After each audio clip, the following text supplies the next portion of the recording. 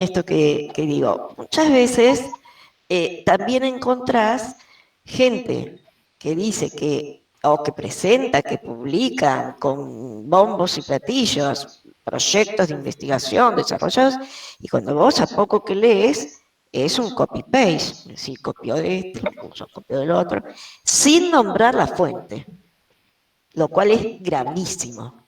¿No es cierto? No es que yo no puedo, por supuesto que en todo proceso, sobre todo investigación científica, nos basamos en antecedentes. Siempre el antecedente, ya sea para después cuestionarlo o para seguir el proceso de crecimiento de ese antecedente, el antecedente debe existir, porque no lleva nada. Como bien vos decís, que cuando te vas a dormir tomás y te relees alguno de nuestros padres allá atrás en la historia, sumamente importante, pero si yo, una investigación no es hacer una sumatoria de desarrollos de Juan, Pedro y Pirulo, ¿no? Y mucho menos sin nombrar la fuente. Es decir, yo tomo eso, en base a eso sumo lo mío, infiero, entretejo, siempre nombrando la fuente, siempre diciendo para qué, a título de qué traigo eso a la mesa del desarrollo de la investigación. Entonces, es muy importante. Es más, yo creo que estaría bueno, no sé si existe, discúlpenme si cometo una burrada, pero que dentro de la formación a posteriori, porque también es cierto que esta carrera y cualquier otra carrera, yo lo puedo decir claramente, que me pasó por la universidad un par de carreras, el posteriori, es decir, siempre hasta alcanzar el título de grado, uno lo que hace es formarse en lo básico, tener un cierto entrenamiento y después sale, digamos, a la vida profesional buscando los caminos, las especialidades, aquello que nos atrae. Entonces, estaría bueno, así como tenemos un bagaje de diplomaturas, de cursos, de posgrados, dentro de lo que es el ámbito de la grafología, algo que los ayude a quienes quieren investigar a saber cómo hacerlo, ¿no? Me parece importante. No sé si compartís, Adriana, la posibilidad de que se aprenda, de que además se sepa también un poquito de la historia, de la investigación científica, de los cambios de paradigma, de lo que eso significa, de cómo han marcado quiebres, ¿no?, en la historia de la humanidad, y después entonces ya ir más a lo fáctico y aprender no solamente de dónde venimos, sino cómo lo hacemos, ¿no? Mira, yo le pasé a Pablo, si estás ahí, Pablo, y lo podés poner, una diapositiva que tiene la carátula de un libro que se llama Clínica de la Escritura, Historia de la mirada médica sobre la escritura. El autor es Artier, es francés, y el Sí, libro es de 2016, porque volviendo un poquito a lo que te decía de los padres de la grafología, que de los que me nutro todavía, todavía como si los hubiera agotado, no, inagotable. Y este libro, que es relativamente nuevo, todavía no tiene 5 años, cuenta un poco cómo se investigó, sobre todo en grafopatología, y aparece un nombre como ABT, es otra diapositiva, pero no importa, también voy a nombrar a Clinton, exacto, la de ABT. ABT, que yo no sabía quién era, el libro lo encontré por casualidad revolviendo en el Ateneo, creo, ni siquiera lo googleé, un día pasé por el Ateneo y buscando libros, como siempre, viste que como las siempre, las librerías, joyitas las encontrás así. sí, nuevas y viejas. Yo amo internet y compro libros por Kindle, leo por Kindle, pero amo las librerías y los libros, Ay, amo las sí, dos cosas. sí. Bueno, este libro lo encontré ahí y menciona investigadores de la grafología, como por ejemplo a ABT, que pongo la foto ahí, un poco como anécdota, ¿no? De 1850, cómo investigaba en los hospitales, cómo hacía estadística, cómo, cómo resguardaba, encuadraba la toma de muestras, tomaba las baterías como si fueran realmente reactivos químicos a los que les tenemos que preguntar algo para que nos contesten algo. Y sin embargo, yo en la carrera, y yo, directora de un instituto educativo, no lo había conocido. No lo había conocido. Ni a Artieres, ni a BT, ni a todo eso. O sea, hay un vacío de actualización de lo que pasa de lo que pasa en el mundo y en el mundo de la investigación. Bueno, este libro yo lo recomiendo. Quise hacer un poquito esto, pero a ver por qué. Paso a otra diapositiva, si la tenés, Pablo, de los que habías mostrado recién. Exacto, de Mohamed y Caligiuri, ¿no? Que son autores nuevos, de la nueva generación, con investigaciones de este siglo.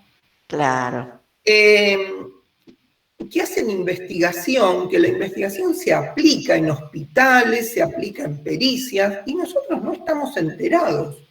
No. ¿Qué otro? ¿Qué otro dato les puedo dar en este sentido? Vos decías recién, Mónica, que entras a la web y lees y encontrás cualquier cosa. Yo también, a ver, yo hoy me levanto, estoy aburrida, tengo plata, escribí algo, voy a una editorial, le digo, publicame un libro, y publico cualquier cosa. Claro. No hay garantía de nada que vos lo encuentres en un libro.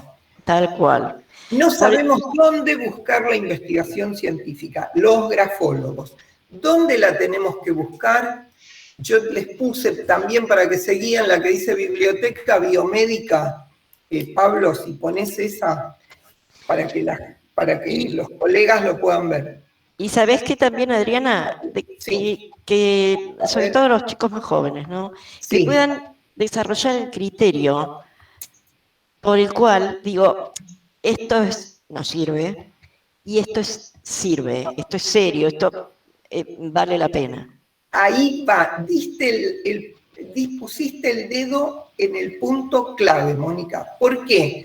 Porque, por ejemplo, a mí me gusta investigar. Terminé ahí porque me fue, después, si querés te cuento un poquito cómo llego yo a investigar, Sí. porque no lo tenía en mi cabeza. Pero bueno, la vida me puso ahí, me encantó.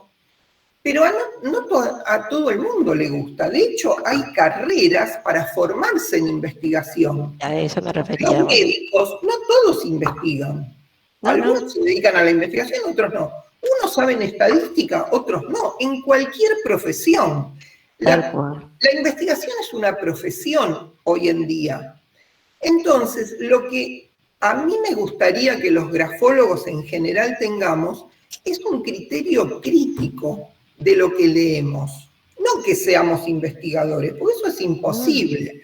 Además, para investigar... Necesitas plata. No sé si plata, por ejemplo, yo investigo sin plata, pero necesitas estar en una universidad. Yo no tengo plata, en un punto sí tengo plata, porque como no me pagan, lo hago ad honorem, yo me tengo que mantener por mi cuenta, es decir, en un punto sí tengo que tener. Por eso te digo. Exacto.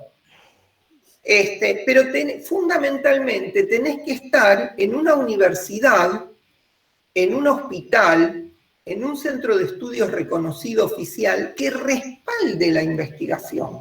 Porque si yo investigo en el living de mi casa con la letra de mi mamá, puedo tener una experiencia riquísima, pero ¿sabés qué pasa? En una universidad de Turquía, la investigación que vos hiciste con la letra de tu mamá en el living de tu casa, la hicieron en la universidad de Turquía, con el hospital de Turquía, con 50 enfermos, 50 del grupo de control, y te lo publican en la Biblioteca Biomédica de Estados Unidos. Claro. Entonces, lo que vos investigaste con la letra de tu mamá en el living de tu casa, no sirve para nada. Te mataste, pero no sirve. A los fines de darle solidez a nuestros conocimientos. Exactamente. No lo desprecio porque una parte de nuestra formación tiene que ver con esa experiencia personal, que te la da el trabajo del día a día de ver casos y casos y estudiar y trabajar. Pero estamos hablando de investigación. Eso no es investigación.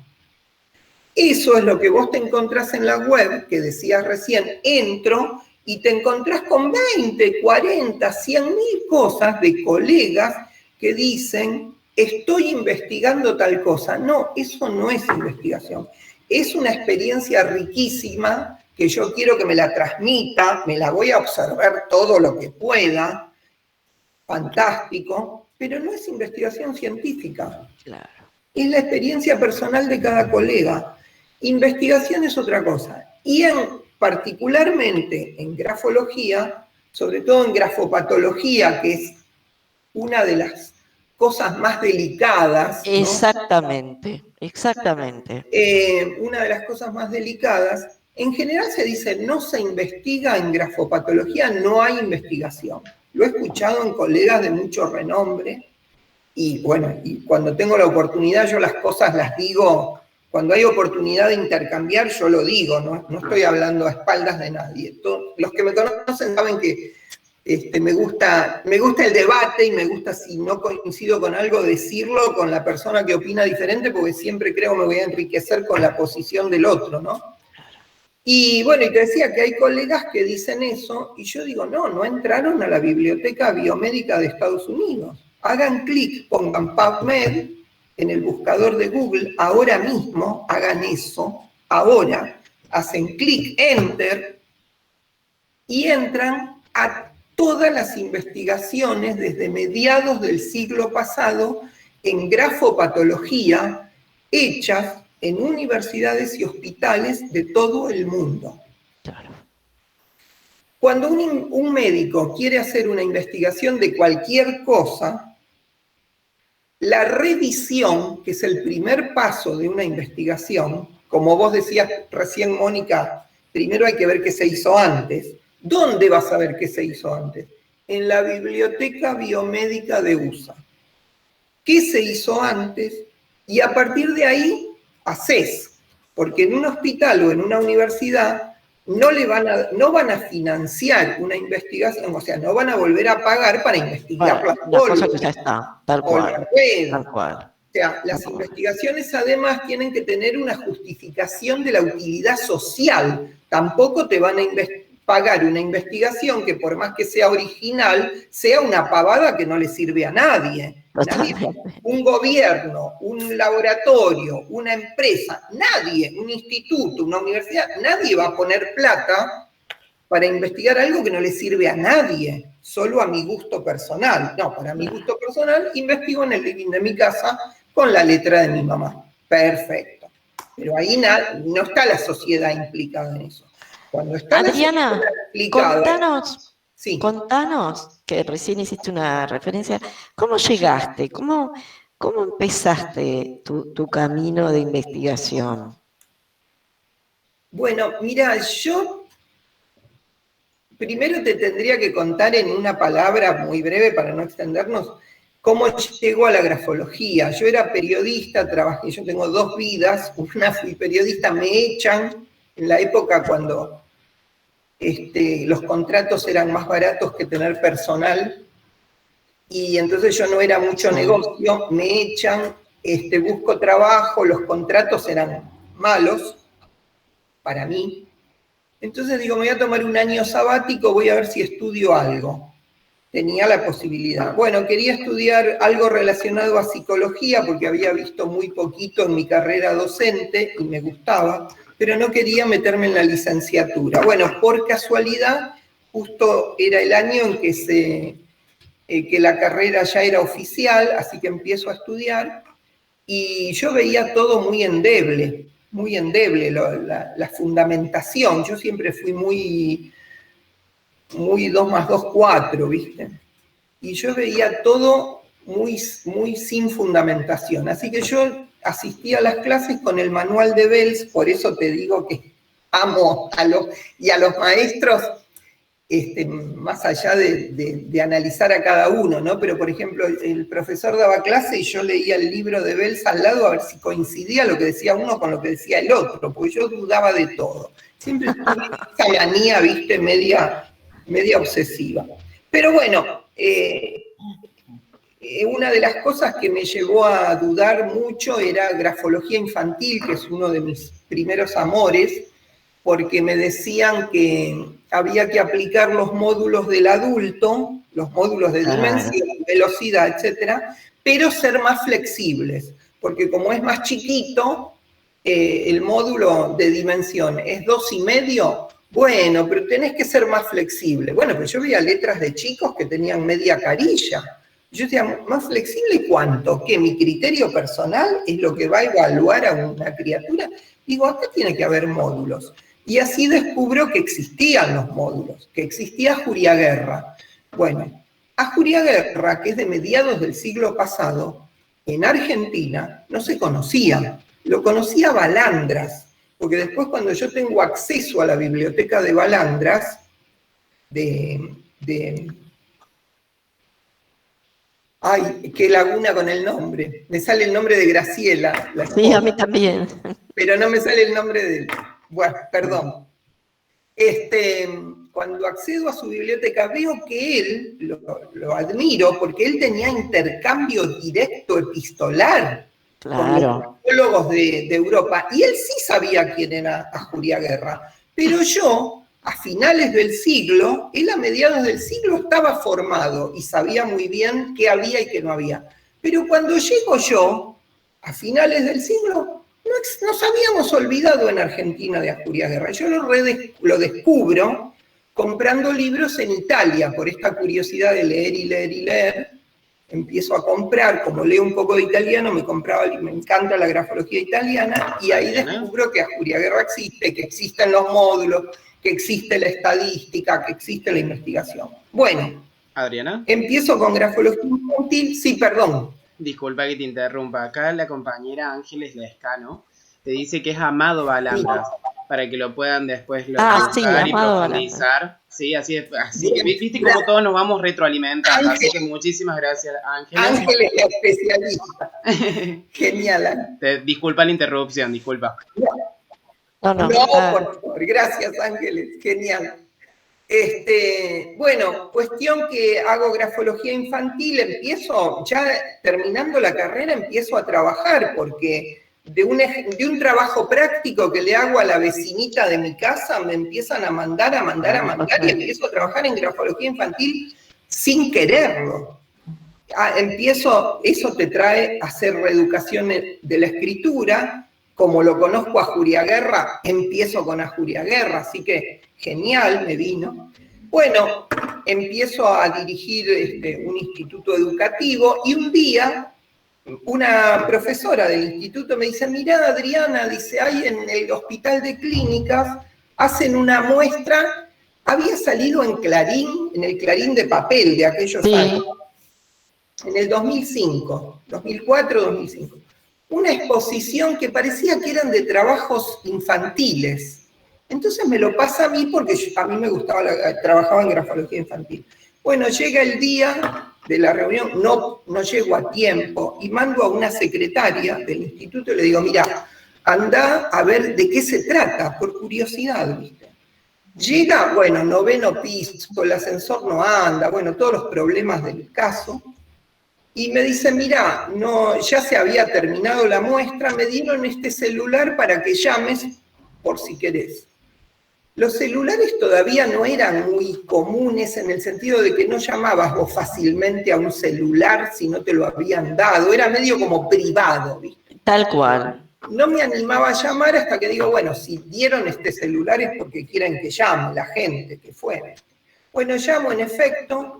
En ese momento era la jefa de calidad de vida de Parkinson, del programa de Parkinson del hospital, y le digo, bueno, mire, la llamo, porque no llegué a tiempo, pero quería saber cuándo hacen otra muestra, porque me interesa. Y me dice, ¿por qué le interesa? Digo, porque soy grafóloga y me dedico a reeducación de la escritura. Ah, dice, reeducación de la escritura. Parkinson, tienen problemas de escritura. Dice, venga mañana a tomar un café. Así fue como yo entro al Clínicas.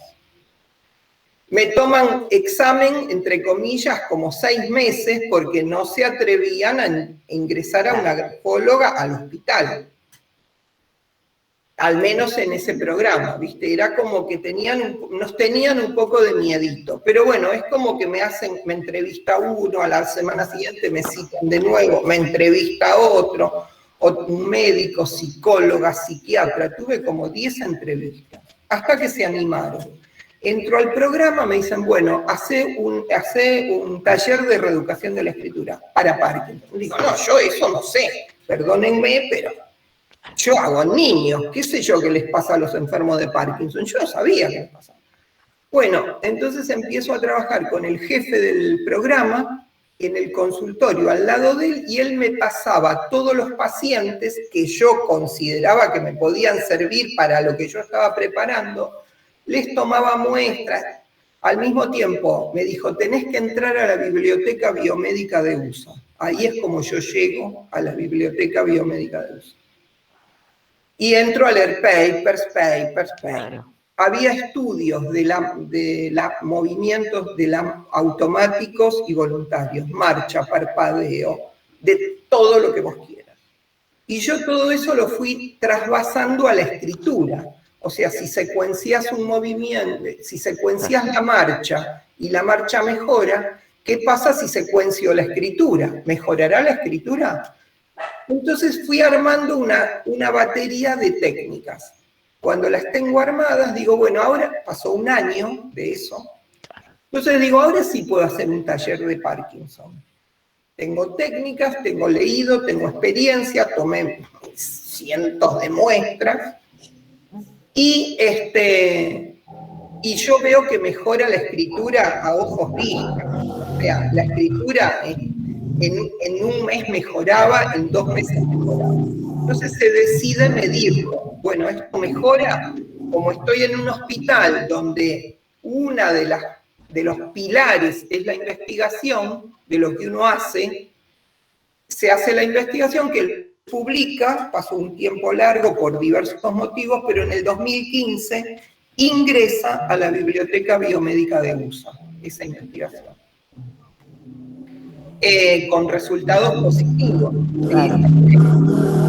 Llego yo, o sea que llego por casualidad. Llego por casualidad.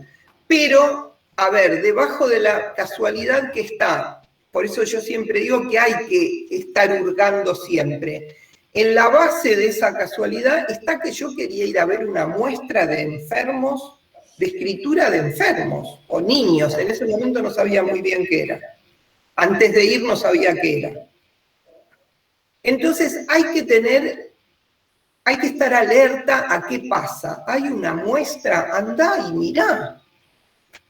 Andá y ve, andá a ver qué pasa en el mundo, qué pasa en tu alrededor, qué pasa en los hospitales, qué pasa en las universidades, qué se expone, qué se dice, qué se habla. Porque además también te va haciendo la cabeza, ver cómo piensan otros científicos. Por ahí yo voy a ateneos médicos y a veces no entiendo nada del tema que están exponiendo. A ver, no soy médica, no entiendo nada, pero ¿sabés qué? Veo cómo razonan el problema. Por ahí yo pesco tres palabras de una idea muy compleja, pero pesco por dónde van. Entonces eso te enseña a encarar tus propios problemas de tu disciplina. ¿Sí? Eso es básico, saber cómo funciona la cabeza de un científico. Y para el que no quiere investigar porque no le gusta, porque como hablamos al principio, hay que tener ganas, ¿viste? De sentarte, llenar un Excel, o sea, te tiene que gustar. Sí. Y si no te gusta, que es lo más común, tenés que saber, cuando vos entrás en la web y ves un montón de cosas, como vos dijiste recién, Mónica, saber hacer el deslinde. Esto sí, lo otro no, esto sí, lo otro no. Y te quedás con lo serio. Entonces, investigar es bueno para eso. para el que lo quiere hacer, genial, pero para el que no lo quiere hacer, saber cómo se investiga para tener un ojo crítico y poder descartar lo que no sirve, y no estar repitiendo cosas que se dice que es una investigación, y no es una investigación. Quizás es una excelente experiencia laboral, personal, profesional, pero no es una investigación. Tal cual. Sí. Bueno, así llegué al clínico. Replicar, porque a veces se replica y se replica y se replica cosas que vos decís, que es más, vos tirás de la piel y decís, a ver esto, ¿de dónde salió? Porque como la fuente, no sé, no la ponen, nada. Sí. Bueno, pasa mucho en los manuales de estudio, que son excelentes. Por ejemplo, el manual de Bells, que recién te lo nombraba y con el que me formé. Yo también. Manuales de Bells, sí, que están vigentes y son excelentes, o de Además, ¿sabés qué, Adriana? Cuando yo estudié, que fue mucho antes que vos, no había otra cosa. Claro, es decir, a ver. vos ibas a la librería y el librero te lo conseguía. Bueno, pero ¿sabés qué? No nos enseñaron eso. Había otra cosa, porque yo cuando empiezo a comprar libros en Europa, no había mail, yo era estudiante, fines del siglo pasado, yo escribía cartas a las asociaciones italianas, compraba libros que me los mandaban en barco, llamaba por teléfono pagando la llamada y compraba libros. No iba a la librería a encargar el manual de Bells, no me quedé con eso. ¿Pero por qué? Balandras, como te lo citaba recién, yo encontré las cartas que él se escribía con los grafólogos europeos. No había mail, no iba a la librería. Le pedía los libros y se los mandaban en barco. Entonces, eso está en uno, quedarte, es como te dicen, yo no sé idiomas, yo tampoco, yo no leo inglés, desgraciadamente, que es el idioma de la ciencia. Todas las investigaciones científicas se publican en inglés. Lamento, chicos, es así. Sí. Bueno, yo no leo inglés, pero ¿qué hago? Tengo programas que me lo traducen. Ahora los traductores de Google están cada vez mejores. Y cuando veo algo que no me cierra, agarro un diccionario aparte y veo qué es lo que no me cierra. Porque hay gente que dice, y bueno, pero en español poco. Y bueno, pero la ciencia no es España, Argentina o habla hispana, Turquía, Francia. No, los investigadores se comunican en distintos idiomas. Entonces hay barreras que nos han inculcado que tenemos que leer a Bells y a Sandro, gracias a Dios. Sí. Hemos leído, por eso rindo pleitesía. O sea, no quiero que se interprete como una crítica a los autores, sino una crítica a nuestra formación.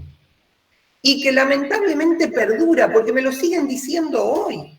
Personas que entran a Google para jugar al solitario o bajarse un jueguito y no entran a Google para entrar a una biblioteca de investigaciones. Entonces, eso es lo que a mí... O sea, ese es el molde que tenemos que cambiar. O sea, no es tanto que la gente se ponga a investigar, sino que se ponga a leer investigación. Tal cual. Que hay muy poca lectura y hay incluso dificultades de lectocomprensión. Y esto vos lo ves claramente cuando se ponen a escribir un informe. Que les cuesta tanto escribir, que hay tanta dificultad para poder expresar lo que han inferido de la aplicación de toda la grafonomía, ¿no? Yo siempre veo que a lo mejor en la técnica trabajan bien y trabajan mucho y después te sacan unos informes que no sirven ni para ir a ver, ni para ir a espiar. Entonces, eso es falta de lectura. Eso es falta de lectura. Sí, lectura, a ver, lectura con un criterio como hablábamos recién, con un criterio crítico, con ida y vuelta de discusión. Yo le decía, está Ángeles acá que es lectora de, digamos, de los autores clásicos. yo les decía y les sigo diciendo cuando doy clases y leen un clásico, yo digo, peléense con el autor. No es porque lo dijo Crépy-Gémin que lo digo y ya está. No, peleate con Crépy-Gémin. Decile, ¿y por qué me decís eso? No te entiendo. Discutíselo, que lo seguís leyendo y te lo va a contestar. Si bueno, viste que tampoco... te lo contesta, y si no te lo contesta, bueno, busca no es el hábito, otro hábito que yo veo que no hay, que sí yo lo he vivido porque tengo más años, soy más atrás. Creo. Los grupos de lectura. Te voy a dejar ganar porque me conviene, nada más. los grupos de lectura, ¿no? Donde te juntabas con 2, 3, y entonces, bueno, ¿vos qué traes? Yo traigo esto. Entonces se leía y se discutía y eso es de una riqueza. Bueno, yo no veo que hoy, yo he sido, ahora ya estoy jubilada, pero he sido docente universitaria, y bueno, y hacerles leer era un problema. Era un problema. Sí. Y yo decía, es la mejor manera de aprender, porque leer en grupo. Sí. Porque al que le gusta leer, bueno, lee. Como digo yo, lees todo lo que pasa por tus ojos, vas leyendo y ya tenés como un hábito de lectura y demás.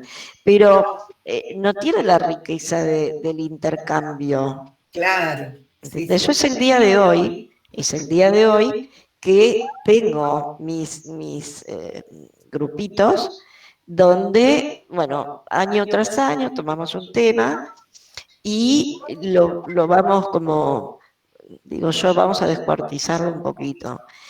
Y es interesante, también aprendés, ¿sabes qué?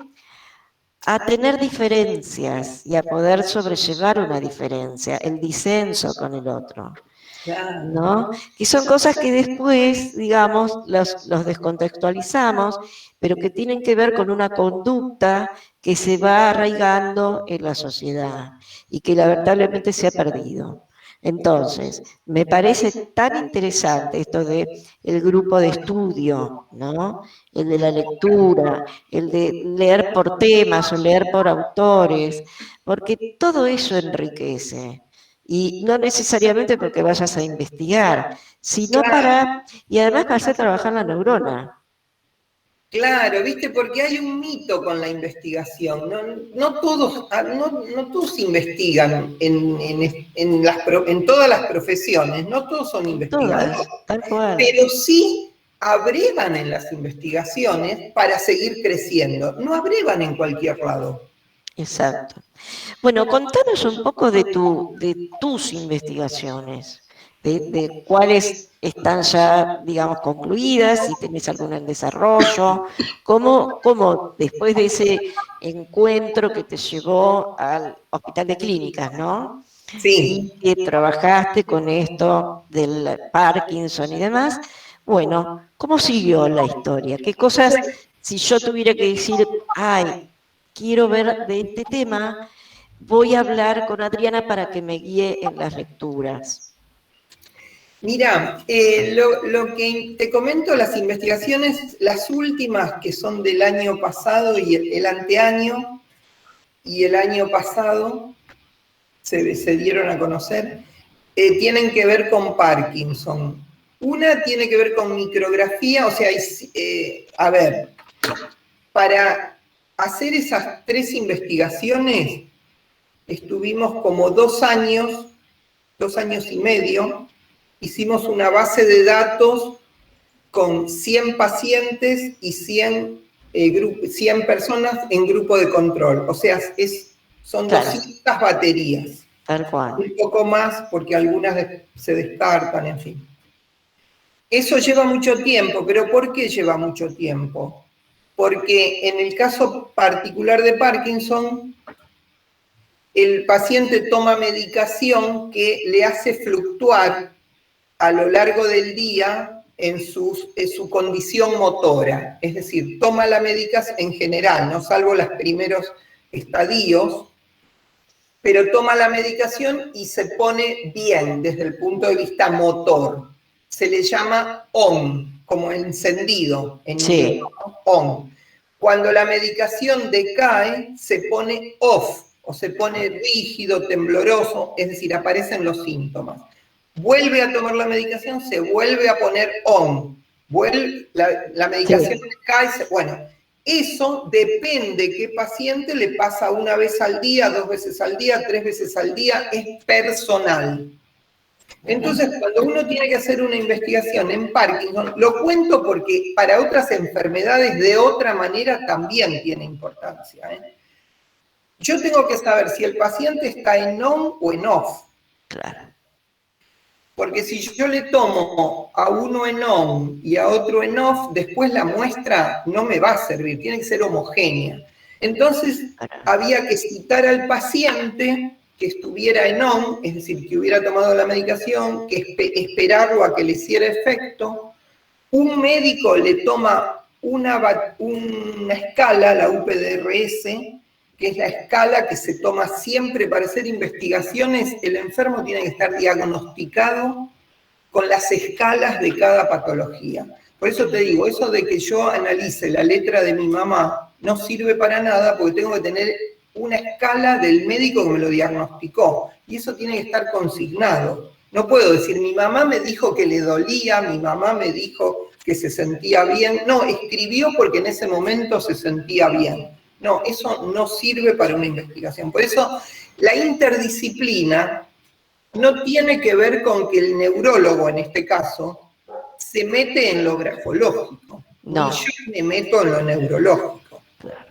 Es interdisciplinario porque yo tengo que hacer una cosa y él tiene que hacer otra. No nos vemos.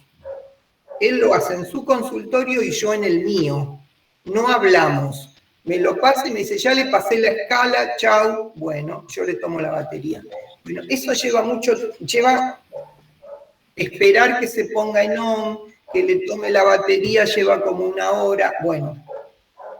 Así que a lo mejor en una mañana tenés a un paciente o 2, o sea, no es algo rápido, lleva mucho tiempo y hay que cumplir con todos esos requisitos, porque si no, la investigación después no se puede publicar. Si no está todo cubierto, no se puede publicar. Bueno, hicimos esa base y una de las investigaciones es sobre micrografía, que no te la comento porque sobre micrografía en Parkinson hay muchísimo escrito. Pero 2 muy originales, que espero que se publiquen como artículo este año. Quedó un poco parado todo por la pandemia, pero bueno, igual se presentaron en el Congreso de Neurología Argentino del año anterior y en el Congreso de Miami de Movimientos Anormales Internacional en febrero del año pasado. ¿Qué son? Uno es la diferencia entre la cursiva y la imprenta en los enfermos de Parkinson.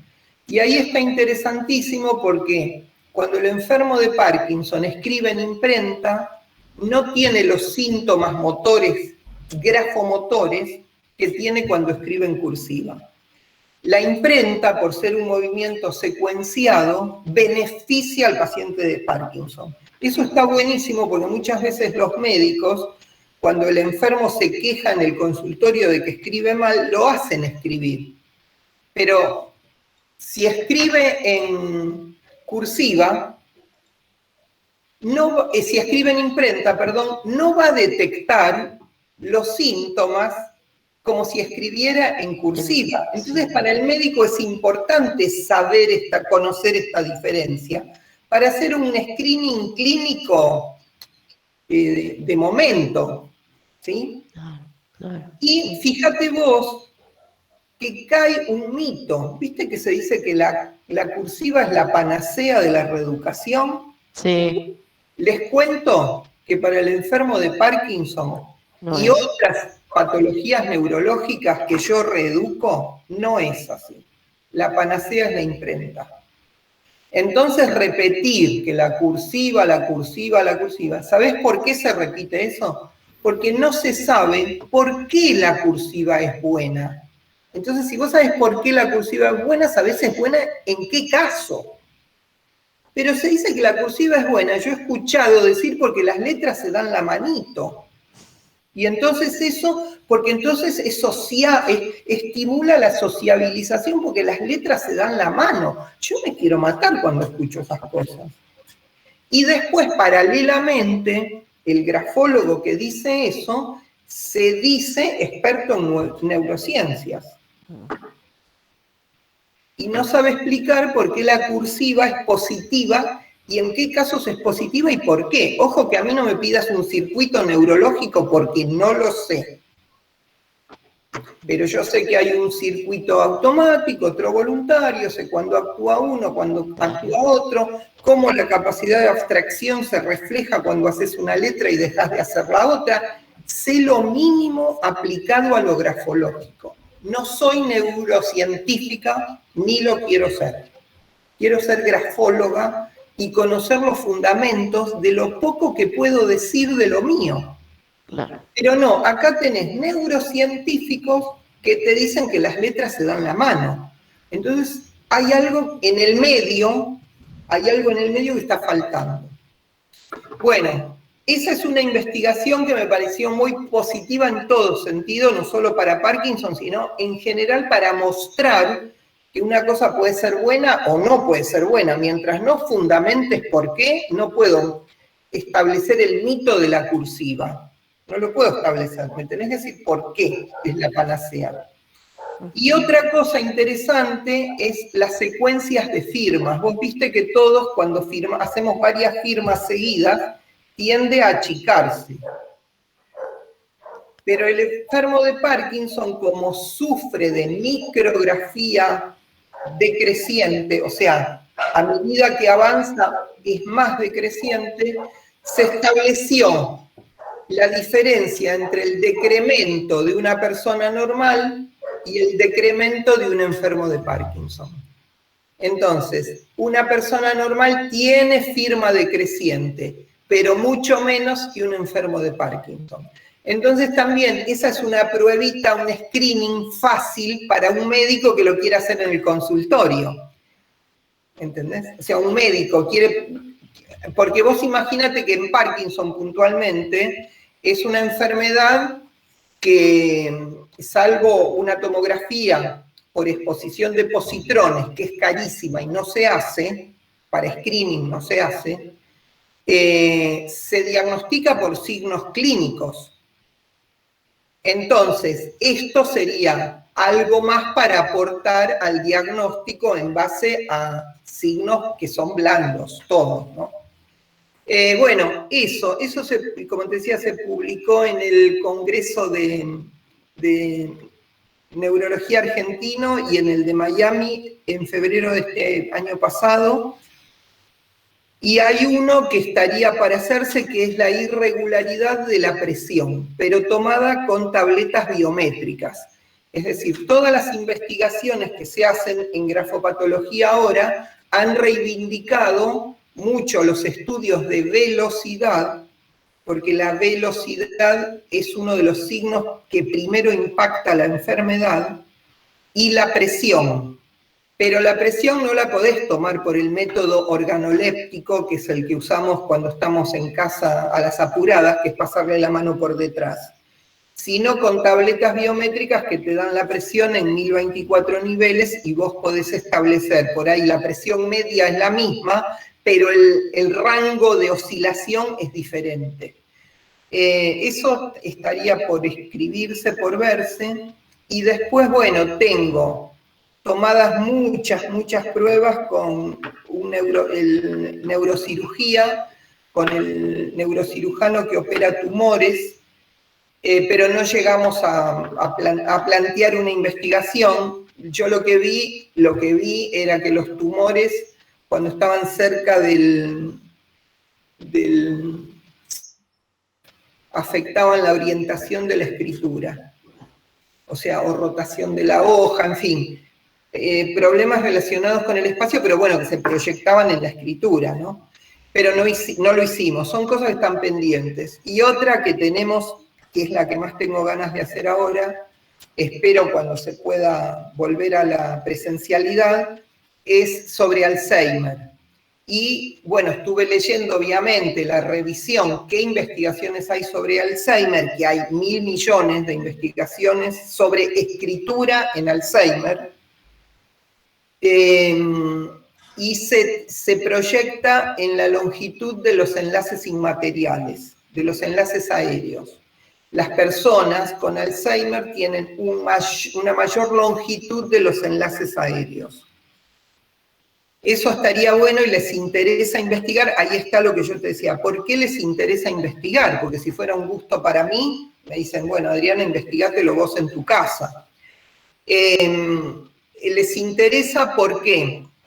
Porque van los pacientes a atenderse por problemas de memoria, etc. Entonces el neurólogo sabe que ponele, ahora no sé si es exactamente el porcentaje, pero no importa, supongamos que un 50% de los pacientes que van a consulta con problemas de memoria, un 50% va a derivar en Alzheimer y un 50% no. Entonces, el neurocirujano no sabe cómo saber antes cuál es el que va a ir a Alzheimer y cuál no. Entonces, lo que queremos ver es si los enlaces inmateriales ya están extendidos en los pacientes que empiezan con problemas de memoria. ¿Sí? Sería también para agregar un dato en el screening primario, porque no hay manera de determinarlo, no hay con estudios neurocognitivos, test, no hay un estudio que determine eso. Pero bueno, leyendo el tema de los enlaces inmateriales, yo lo propuse y me dijeron que sí, que puede ser interesante. Bueno, todo el año anterior, no el año pasado, porque no, estuve viendo enfermos con Alzheimer justamente para estudiar la patología. Es decir, por un lado leo, lo propongo al neurólogo, y el neurólogo entonces me pasa pacientes para que yo vea, haga la experiencia, como piloto sería, ¿no? Claro, como sí. una base de datos piloto, y que yo ahí vea si eso es factible. Y otra investigación que estamos haciendo, es en la Universidad de la Policía, En UPA, el Instituto Universitario de la Policía Federal. Exacto, sí. UPA, sí. Ahí tiene que ver con la comparación, cotejo, la investigación es caligráfica. Yo participo porque se hace con software de captura biométrica, y entonces formo parte del equipo de investigación, ¿no? Para hacer la batería, la toma de muestras, en fin, plantear hipótesis.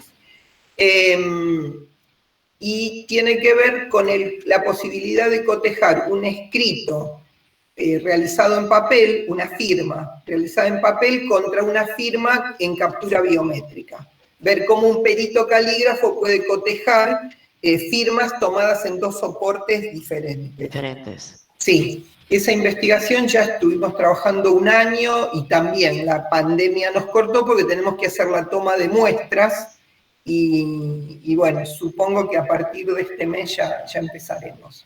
Bien. Y bueno, no sé si me queda alguna otra cosa, creo que no.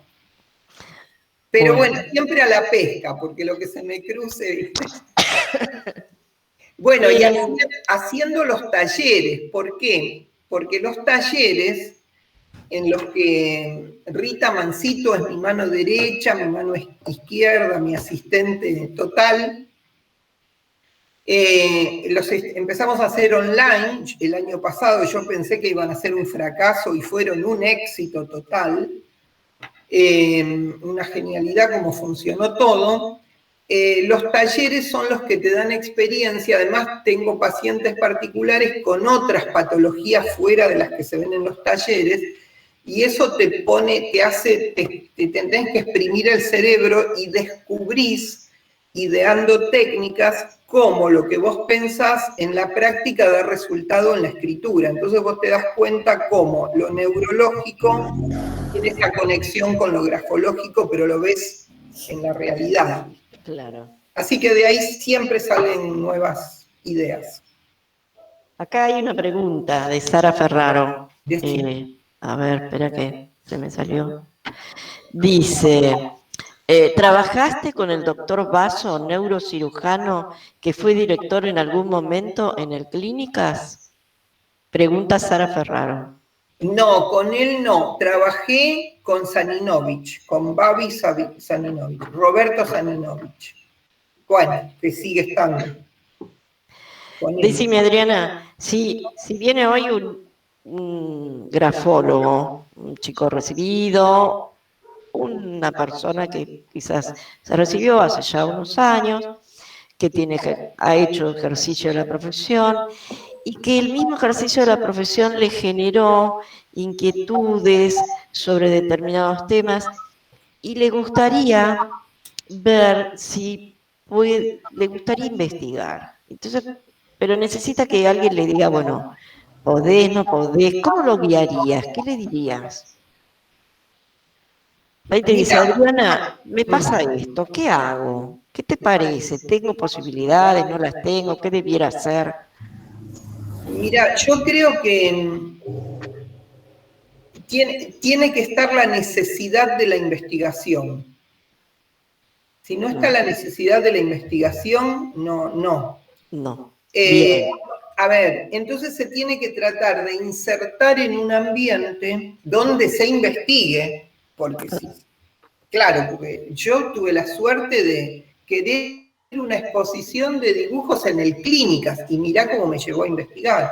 Y después todo lo demás, ¿por qué va surgiendo? Porque todos los neurólogos, hace 16 años que me conocen, están en el FLEN y están en el alemán, en el británico, me mandan pacientes, me mandan casos, me mandan posibilidades de investigación. O sea, yo ya hice toda una red.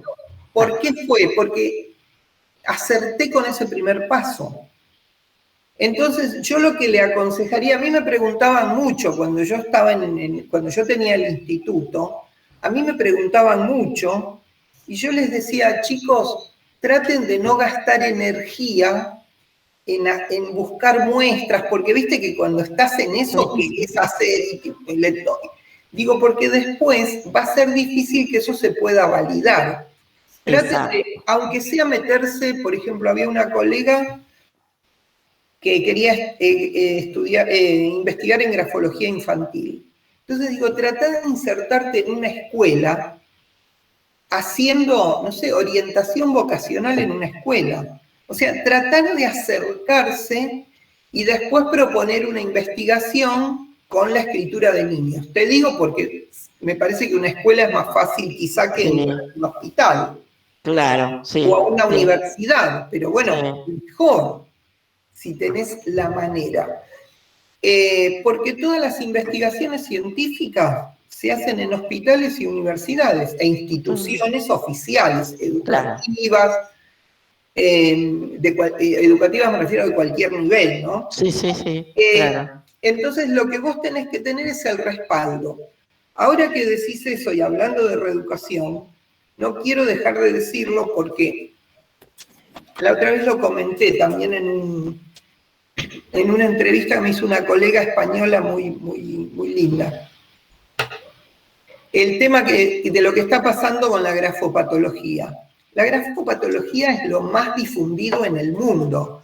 O sea, en España se quejan de que la grafología no funciona, cada vez tiene menos prestigio, etc. En Italia dicen lo mismo. Bueno, salvo Francia, que siempre tiene una posición un poco más... la grafología es más respetada en Francia. Y vos fíjate que googleando encuentro que la grafoterapia está en una página del Ministerio de Salud español entre una de las 73 pseudociencias en donde dicen a la gente que no se dejen engañar. Está en la página oficial del gobierno español, o sea. Sí. Vos fíjate, bueno, ¿y qué dice en la página? Cualquiera puede entrar, búsquenlo y lo leen. Dicen que de esas 73 disciplinas, ¿por qué las ponen como pseudociencias y le dicen a la gente que no se dejen engañar? Es porque no encontraron un solo paper de respaldo científico. Claro. no encontraron un solo paper que respalde a la grafoterapia. Entonces yo digo, porque hablo con muchas colegas, el 99% de mis colegas hace grafoterapia. Les digo por qué no investigan. Y no sé por qué no investigan. Hay una colega que me disculpe que no recuerdo el nombre, soy mala para los nombres, que trabaja en un hospital en Mendoza, creo, y está trabajando con psiquiatras y hace grafoterapia o reeducación de la escritura, no recuerdo ahora cómo la llama ella en su ámbito. Por ejemplo, yo creo que hace plantear una investigación científica, como yo la estoy... Sí. Ella contaba casos, lo digo porque, no por ella, ahora ya me descuelgo de ella, la cito porque ella está trabajando en un hospital y creo que sería para ella una gran oportunidad de que lo haga. Pero te hablo ahora en general, ¿no? Entonces, te dicen, no, dice, pero yo les pido fundamentos. Bueno, pero ¿por qué si modificás la letra más grande le aumenta la autoestima? ¿En virtud de qué mecanismo? Y bueno, y ahí es donde depende qué línea, pero a mí no me termina, nunca me termina de convencer al 100%. Entonces digo, ¿por qué no investigan, no? Y leyendo, yo lo que veo es que hoy el efecto placebo está tenido en cuenta, está muy investigado. Bueno, a ver, sí, ahora hablamos del efecto placebo por las vacunas, ¿no es cierto? Que es que te inoculan o te hacen un tratamiento inocuo, y el tratamiento inocuo te produce un efecto que no se explica por la sustancia que te introdujeron, ni por el claro. Pero eso, que tiene un efecto psicológico, produce alteraciones de las vías neuronales, que pueden ser circunstanciales, pero hay patologías donde eso es la única solución. Sí. Yo he visto casos de personas con patologías neurológicas muy severas que no se las han podido diagnosticar y con efecto placebo, realizado con todos los protocolos como se deben realizar, han estado 10 años bien. Entonces, ¿por qué, si no podemos explicar la grafoterapia por ninguna razón científicamente demostrable, ¿por qué no leen qué pasa con el efecto placebo? Porque las colegas, digo las colegas porque somos 99%, André, que estás ahí, te saco. Vos sos el 1% que no entra. Bueno, somos mayoría mujeres, ¿no? Dicen, no, bueno, pero vos hiciste grafoterapia. No, no hice. Bueno, pero yo hice y a mí me resultó. Yo me sentí el cambio. Y una paciente tal cosa. Y te cuentan casos de lo que el paciente refiere.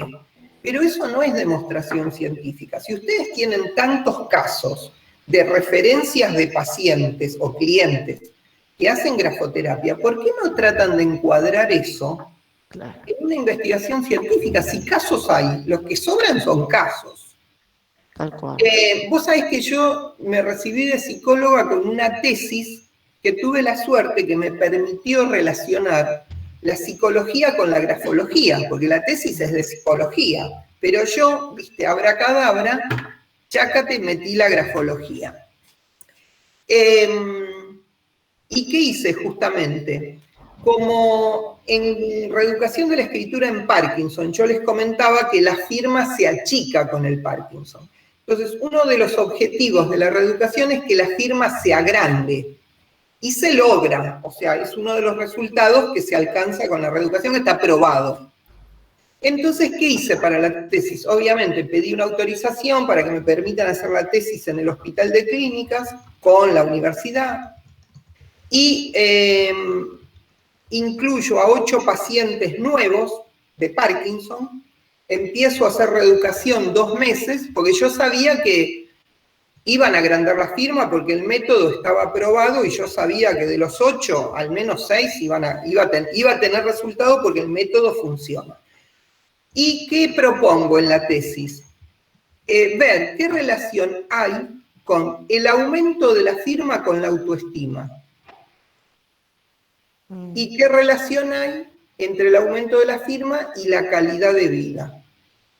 Pero a ver, para hacer eso, en la tesis, yo lo tenía que mostrar científicamente, porque la tesis, ¿para qué te la hacen hacer? Claro, Para que vos sepas cómo se hace investigación.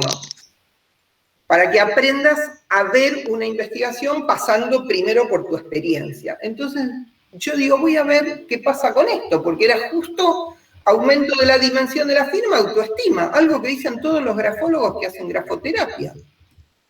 Digo, bueno, lo voy a medir con 8 pacientes, obvio, es un estudio muy pequeño, pero bueno, voy a probar. Obviamente para la tesis me permitían ese número de casos, ¿no? De los 8 pacientes, 7 aumentaron la dimensión de la firma, 1 no. Pero, ¿qué medí yo? Yo la reeducación se la hice en 2 meses, que es más o menos lo que está pensado para hacer reeducación, 2 meses, para obtener resultados. Pero, ¿cómo mido yo la calidad de vida y la autoestima? ¿Por lo que me cuenta el paciente? No. El paciente me puede decir cualquier cosa. Claro, tiene que ser medido con escalas baremadas, validadas internacionalmente. No puedo decir yo, el paciente me contó que está mejor, que su autoestima mejoró. Bueno, no, así no se hace investigación. Mis colegas que hacen grafoterapia no pueden demostrar que es efectiva, por más que lo sea, ojo, no pongo en cuestión, contándome que los pacientes les dicen que mejoraron en tal o cual aspecto de su personalidad. No es así. Eso no prueba que el método es efectivo. No. Hay que medirlo con una escala baremada internacional, que le tenés que pedir permiso al autor, escribirle al Congo, a Londres, a donde esté, porque hay algunas que son libres y otras que no son libres, te tienen que autorizar. Bueno, entonces paso las 2 escalas, una es la de calidad de vida, que es el PDQL, y otra escala que es la de autoestima de Rosenberg, ¿no? Se la paso. O sea, el primer día le tomo la muestra de escritura y le tomo las 2 escalas. Ojo, las 2 escalas, volvemos a la interdisciplina. Yo se las puedo tomar las 2 escalas porque estaba haciendo una tesis como psicóloga. Claro. Como grafóloga no lo puedo hacer. Si yo hago la investigación, tengo que tener un psicólogo que le tome las escalas. Bueno, yo como hacía la tesis, hacía las 2 cosas. Claro, un tema de incumbencias. Esa. Entonces le tomo la escala de Rosenberg y el PDQL. Se lo tomo el primer día y después de 2 meses, el último día. ¿Qué me da la investigación? Que se correlaciona el aumento de la dimensión de la firma, se correlaciona con la mejora en la calidad de vida, pero no correlaciona con el aumento de la autoestima. A ver, ¿por qué? Ahora pasa a ser inferencias mías. La tesina terminó ahí. Sí. La tesis presenté, ahí termina. ¿Cuál es mi inferencia? Yo creo que sí, que cuando el paciente, cualquiera, mejora la escritura, en este caso la dimensión, va a mejorar su autoestima, sobre todo si eso le mejoró la calidad de vida. O sea, si yo mejoro mi calidad de vida, me pongo contenta y es muy probable que estas cosas me traigan una serie de cambios en mi vida cotidiana que hagan que yo me sienta mejor. Es muy probable que me mejore la autoestima. Pero no es algo automático que mejoró porque aumentó la escritura. Claro. No, mejoró porque el entorno tiene una respuesta distinta a mi firma. Voy a la farmacia y me dicen, no me rechazan la firma. Voy al banco, no me rechazan la firma. Voy a la farmacia y no está la cola esperándome atrás para que me apure. Esa mejora de la calidad de vida, cuando yo dejo de tener esos problemas, me siento mejor. A la larga, repercute en mi autoestima, pero no es que aumentó la firma. No, es la serie de fenómenos psicológicos que desencadena el cambio de escritura. No es el cambio de escritura, es la serie de fenómenos psicológicos que desencadena. Esa es mi hipótesis. yo se las tiro a mis colegas que hacen grafoterapia porque me encantaría que la grafoterapia deje de estar en portales donde la prohíben. Pero mientras se haga investigación... Donde además, otra cosa que yo veo de la grafoterapia, no está, hay colegas que hacen grafoterapia que realmente están muy formadas y está también el que hace grafoterapia porque leyó un libro. Y también me parece eso, la grafoterapia y la grafopatología, me parece que son dos cosas muy delicadas, muy sensibles, donde no es... en general, la grafología es una sola, pero me refiero, son especialidades que juegan un poco más con aspectos muy sensibles, porque está la salud de por medio. Pero vos sabés que yo pienso esto, ¿no? Estoy de acuerdo con vos. O sea, no sé si son aspectos más sensibles. Yo creo que los grafólogos estamos más expuestos. Claro. Pero vos fíjate que si haces una selección de personal, también podés perjudicar a una persona. Tal cual. Sí, esa es mi especialidad y es muy delicado, ¿viste? También. Y hay momentos, bueno, este país siempre tiene sus crisis cíclicas, donde vos decís, ay, pensar que estas personas están necesitando el trabajo, ¿no? Y uno se hace todos unos replanteos.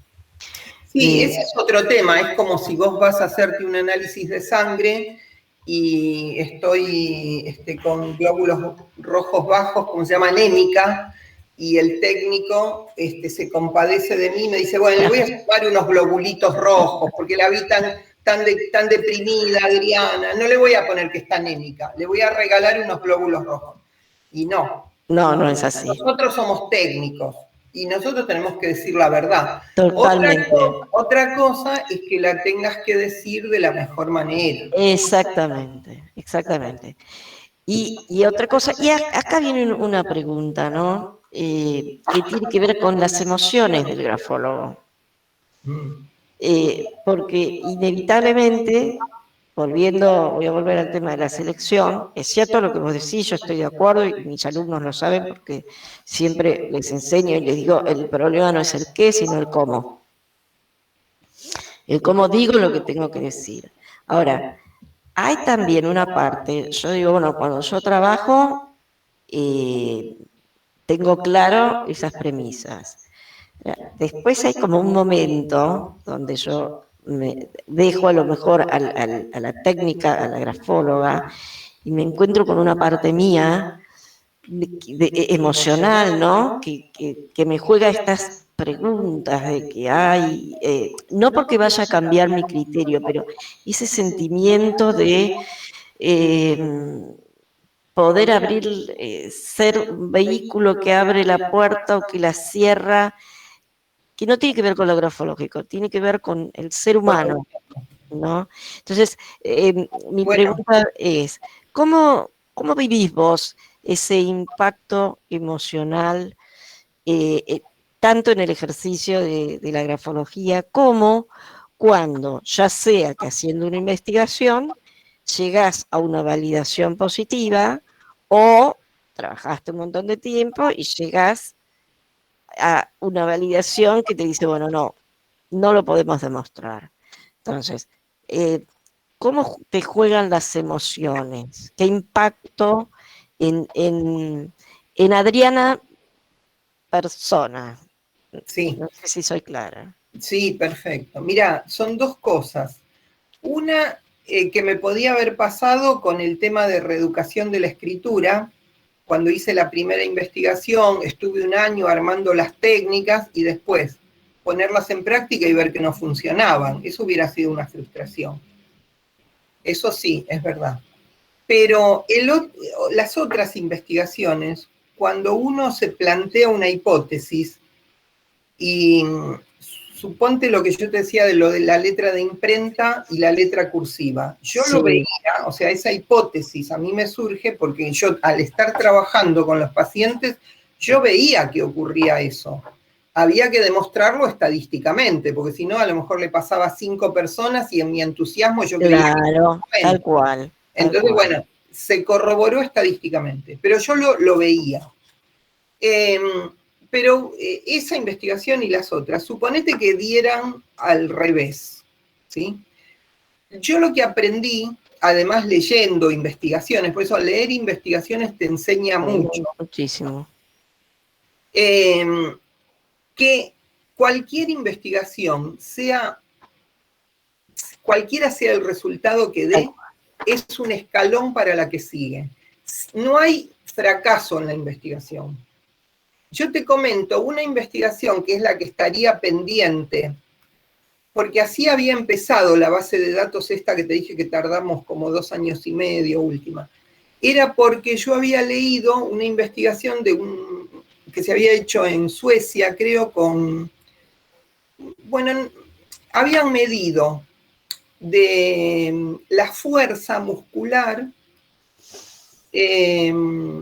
o sea, jóvenes que habían tenido mucha fuerza muscular formaban parte de la población que de grandes no habían tenido Parkinson. O sea, entre la población que tenía Parkinson se había corroborado que cuando eran jóvenes y habían entrado al servicio militar, le habían hecho unas pruebas de fuerza y habían dado un rango de debilidad menor. Ese rango de debilidad, bueno, en esa población después aparecían 50 años después la mayor cantidad de casos de Parkinson. Entonces la comento al jefe del servicio y digo, lo podríamos medir en la escritura, la fuerza, a ver qué pasa. Bueno, empieza por ese lado, ¿no? A ver cómo era la fuerza en los pacientes con Parkinson, si era más o menos, bueno, en fin, empezó por un tema de presión. Claro. Y a mí en el curso se desdibuja un poco ese objetivo y aparece otro, porque yo lo he escuchado en el ambiente de la grafología, que no lo encontré escrito, debo confesar que busqué y no lo encontré. Si alguno lo tiene, háganme el favor, me lo pasan. Una teoría que dice que a mayor peso corporal, mayor presión. ¿Viste que dicen, uy, tiene presión fuerte, debe ser gordo? ¿No lo han escuchado ustedes? Bueno, yo no lo escuché escrito. No lo vi escrito. No lo vi escrito eso. Pero lo he escuchado más de una vez. Entonces, como se estaba tomando la presión en una tableta biométrica y yo los medía a los pacientes y los pesaba para hacer el correlato,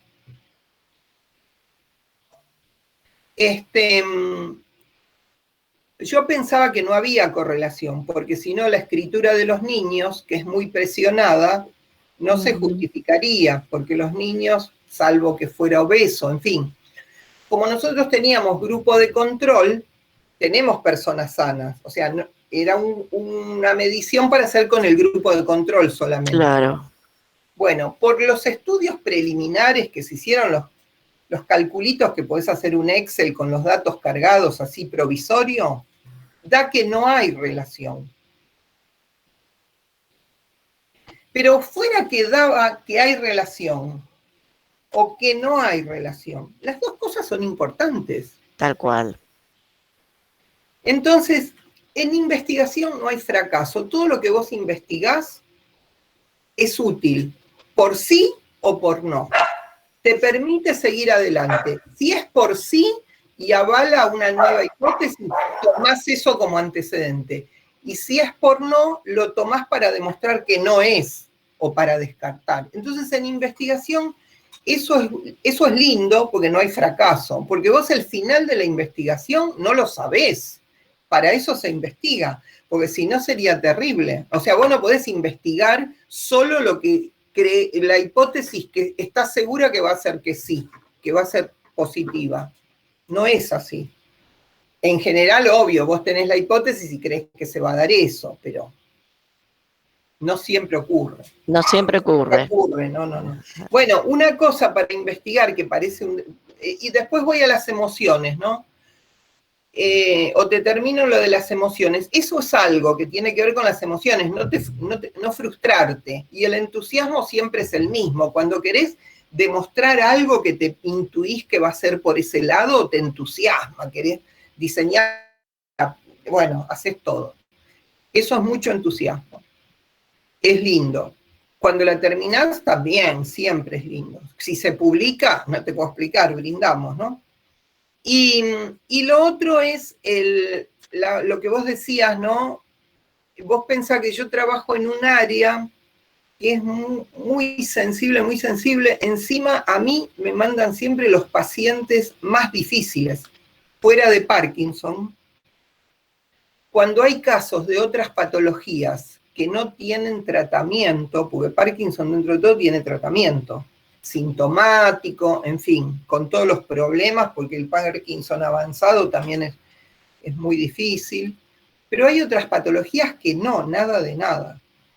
Y vos tenés que estar con ese paciente, no solo cuando son talleres en el día a día, estimulándolo,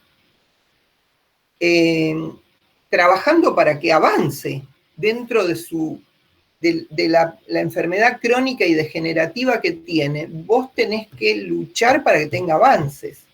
Tenés que infundirle, primero tenés que ser optimista vos con él, y que él participe de ese optimismo. No podés mentir, no podés decir, bueno, te va a ir mejor. No, vos tenés que estar convencida que las técnicas que aplicás van a ser buenas, por eso también las tenés que fundamentar. No podés estar jugando con la gente. Yo no le puedo decir, bueno, hacé un bucle para arriba y ahora hacé un bucle para abajo para tenerlo entretenido. Y que mañana su escritura no mejore. No mejore porque yo no apliqué la técnica indicada. Eso es lo grave. Vos fíjate que en el hospital de clínicas tenemos que tener, ¿cómo se llama? Seguro de mala praxis. Dejémonos de creer alegremente que total, como es escritura, y mal no le va a hacer. No, chicos, sí les va a hacer mal. Yo tengo casos de que he hecho una cosa que no le hace bien, pero como estoy atenta, pará, no hagas eso. No lo hagas así. Cambia el instrumento, cambia el papel, hace esto. No, eso no lo hagas, porque estoy viendo que la técnica no funciona y yo le estoy haciendo un daño. No le puedo hacer un daño alegremente y quedarme tan tranquila e irme a dormir tranquila. No es así. Pero bueno, en reeducación de la escritura se oye mucho. Le pones una música suave, colores, y que se relaje. Bueno, en Parkinson la música tiene que ser rítmica. No, música suave que se relaje, no. Tiene que ser música que marque el ritmo para que el movimiento mejore. Entonces no, ni cursiva, ni música suave. A ver, y otras patologías tienen lo suyo. Yo hablo de Parkinson porque es lo que más hago, ¿no? Pero no puedes agarrar a cualquier persona y decir que le vas a aplicar una música suave y un trazo de bucles y decir, bueno, total, esto mal no le va a hacer. Sí, le puede hacer mal. Y si no le hace mal, a lo mejor le haces perder tiempo. Y una persona que tiene poco tiempo de vida, no le podés hacer perder tiempo. No tenés derecho a hacerle perder tiempo. A vos no te gustaría que te lo hagan y a un familiar tampoco. Tal cual. Por eso veo, hay una relación directa entre esto que yo marco un poco de qué nos pasa emocionalmente con la responsabilidad.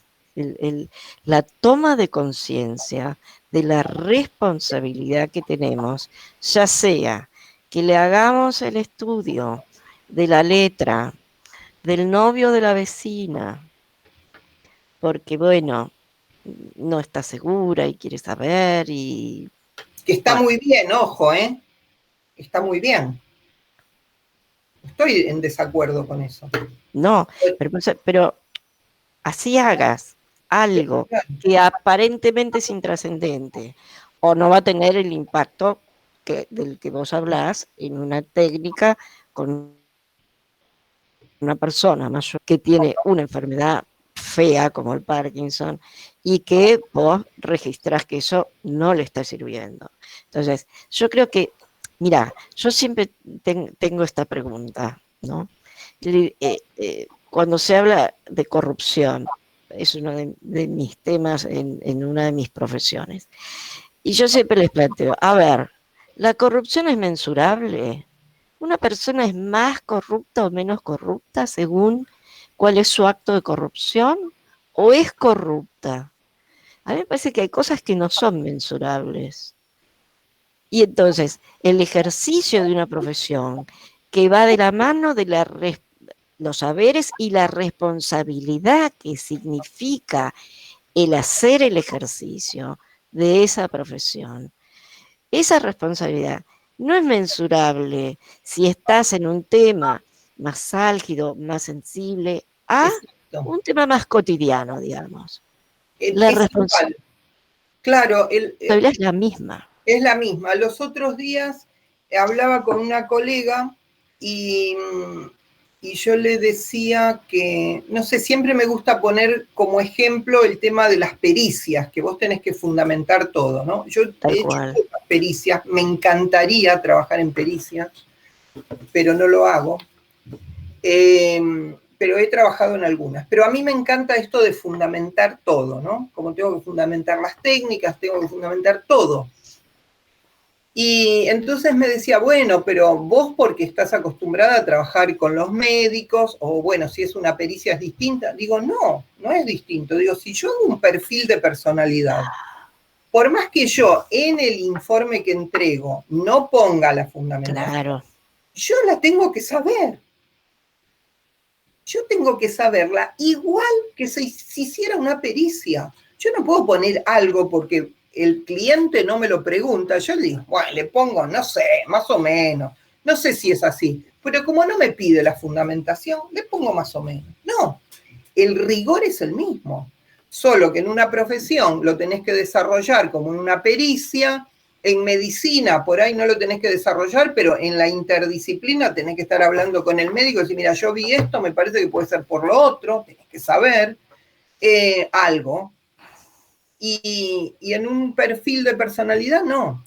Mira, en selección de personal, cuando yo dictaba, yo les hacía poner en un anexo gráfico al informe, no solo gráficos, profesiograma, etcétera, sino muestras de letras y rasgos significativos que fueran fáciles de entender o síndromes que fueran fáciles de entender para el empresario, para que el empresario viera que ese informe había salido de algún lado. Digo, eso tiene un impacto para el cliente, para el empresario, decía yo. El empleado no, el postulante no. Pero sí para el empresario, para que el empresario viera, y para que el empresario, que no era un informe psicológico, si bien las conclusiones eran psicológicas, era una técnica que no era psicológica. Ahí tengo otra lucha, ¿no? Con el tema de las incumbencias, de siempre, que también atraviesa el tema de la medicina. No hacer entrevista. Yo no hago entrevista previa. No. En medicina, te digo porque si antes de tomar una batería, yo hago una pregunta, a veces me ha pasado, lo aprendí a los golpes, ¿no? Una pregunta tonta y se te pone a llorar el paciente. Ah, claro. A ver, decime cómo le tomo la batería yo. Si lo tengo llorando 1 hora, desconsoladamente. ¿Y quién lo desbordó? Yo con una pregunta tonta, porque le pregunté de qué trabajás y me echaron. ¡Guau! Me dieron el diagnóstico de que es incurable lo que tengo. No, nada. En lo posible, nada. Mirá, si puedo reemplazar el cómo te va, porque te dicen mal y se te ponen a llorar. ¿Entendés? O sea, sí, tal cual. Porque está citado, se vino de Berazategui, se tomó 2 trenes para que yo le tome la batería y lo hice llorar. y no le puedo tomar la batería porque no sirve esa batería descontrolada. Claro. Entonces yo aprendí eso. Y en otras áreas de la grafología igual, porque le preguntan en general si hace una entrevista, en general hacen una entrevista psicológica. Le preguntan con quién vive, si tiene hijos, si qué medicamentos toma. Todo. A ver, en una selección de personal lo principal no te lo va a contestar. Si está deprimido y toma medicación para la depresión, no te lo va a decir. Si se droga, no te lo va a decir. Si se separó, no te lo va a decir. Si la mujer lo acaba de echar de la casa, te va a decir que tiene un matrimonio feliz. Sí, te va a decir todo bárbaro porque quiere que lo tomen. Te va a mentir. Tal cual. Te va a mentir Tal cual. todo. Tal cual. Entonces, bueno, en psicología hay una técnica que se llama joining, que quiere decir algo como unión, como encuentro. Entonces, yo la defino para explicarla rápido. ¿Viste la conversación de ascensor? Hola, ¿cómo estás? Qué frío que hace, qué calor, qué colectivo tomaste, llegaste bien, pa. Esa es mi entrevista previa. Esa. Y si le tengo que hacer un test emocional, que necesito algún dato para crear las palabras reflejas, perdón, las palabras estímulo, lo llamo por teléfono 2 días antes, le pregunto el motivo de la consulta y le sonsaco alguna cosa para yo tener elementos para el test de Honroy. No se lo pregunto en el momento, porque yo quiero que se me descontrole con la escritura, no que se me descontrole verbalmente. Yo no quiero que me haga catarsis verbal, quiero que me haga catarsis gráfica. Tal cual. Entonces, los grafólogos en general, por eso te hablaba de las incumbencias, medio como que a veces yo peleaba con los psicólogos que daban clases en el instituto. Digo, déjense de enseñar la entrevista psicológica. No quiero entrevistas psicológicas. Creemos que abarcamos un poquito de psicología y no hacemos la entrevista grafológica, que yo la hago al final. Le pregunto a quién le copió la firma cuando era joven. Le pregunto qué dice la firma. Le digo que me dé su DNI para ver si el nombre y el apellido que me puso ahí es el de él. Me ha pasado de gente que tiene el apellido del padre y firma con el apellido de la madre. Si vos no ves el DNI, no te enterás. No. Si es ilegible, tenés que leer todo lo que escribe la persona. ¿Cómo vas a ver si hay una palabra emocional si no sabes qué dice? ¿Cómo la interpretás? Y el tipo ya se fue. Pero vos le preguntaste si vive en una casa con jardín o si le gusta pasear al perro. Y no le preguntaste qué escribió. Tal cual. Tal cual. Y le preguntaste si toma drogas. ¿Qué te va a decir? ¿Que toma drogas? No, te va a decir que no toma drogas. O te hace un dibujo que tampoco se entiende. A ver, otra, las técnicas, yo no tomo técnicas. La escritura me recontrasobra. Porque si tomo técnicas proyectivas gráficas psicológicas, lo que tengo que hacer es el emplazamiento en el espacio, el tipo de trazo, si es espigado, si es bosquejo, si tiene, qué arquetipos tiene. No, los grafólogos en general hacen interpretación de contenido, que eso es incumbencia del psicólogo. Entonces empiezan a ver penes, ¿viste? Que está de moda. Bueno, eso que lo vea un psicólogo, porque penes, si es un pene con forma de pene, yo lo voy a ver, vos lo vas a ver, lo vamos a ver todos. No hace falta que nadie interprete nada. Tiene que haber un psicólogo que diga por qué dibujó el pene. Y yo como grafóloga no lo puedo hacer. Sí puedo ver el pene, pero lo ve el juez, lo ve la madre, lo ve el maestro, lo ve el padre, lo vemos todos, porque tiene forma de pene, ¿viste? Ahora, el psicólogo está capacitado para decir por qué ese chico dibujó un pene, porque accede a películas, a las redes, a imágenes porno, o porque lo violaron. Y a lo mejor no lo violaron, vio una película, o a lo mejor, bueno, pero el que está en condición de discernir, el alerta lo tenemos todos, pero no me hace falta para tener ese alerta ni ser psicóloga, ni grafóloga, ni maestra, nada. A cualquiera le das un dibujo de esos y te dice qué es. No tenés que ir al colegio para ver eso. Tenés que tener experiencia de vida, obvio. tenés que tener una edad, por eso se considera que a cierta edad es normal y antes de cierta edad no es normal que aparezcan esos dibujos. Eso sí, pero no tenés que ir al colegio para reconocerlo. No tenés que tener título de nada. Bueno, entonces yo veo que hay algunas cosas de las incumbencias que se solapan y eso a veces los grafólogos creemos, lo digo como grafóloga, que eso nos suma a la profesión de grafólogo. Eso nos resta, porque nos desdibuja. O sea, si vos, una persona tiene un problema y quiere que le hagan un estudio, o tiene que hacer una terapia, o tiene que hacer... ¿A dónde va? ¿Al grafólogo o al psicólogo? Al grafólogo va a ir para que le tomen una muestra de escritura, y al psicólogo va a ir con otro objetivo, con otra necesidad. Entonces el mismo cliente o paciente tiene que tener bien diferenciado una cosa de la otra. Otra cosa es que te pida un grafológico para después llevárselo al psicólogo. Eso está genial, pero claramente estamos aportando una cosa distinta. Entonces ya no es la técnica. A ver, si está una técnica en un legajo de un chico, en un expediente, en una historia clínica, yo la miro porque veo el emplazamiento, el tipo de... Todo eso sí, obvio, si la tengo la voy a mirar. Pero no la voy a mirar con el análisis de contenido. Y nosotros estamos muy... No te digo en Argentina, en el resto del mundo, en España muchísimo, los grafólogos analizan técnicas, analizan contenido.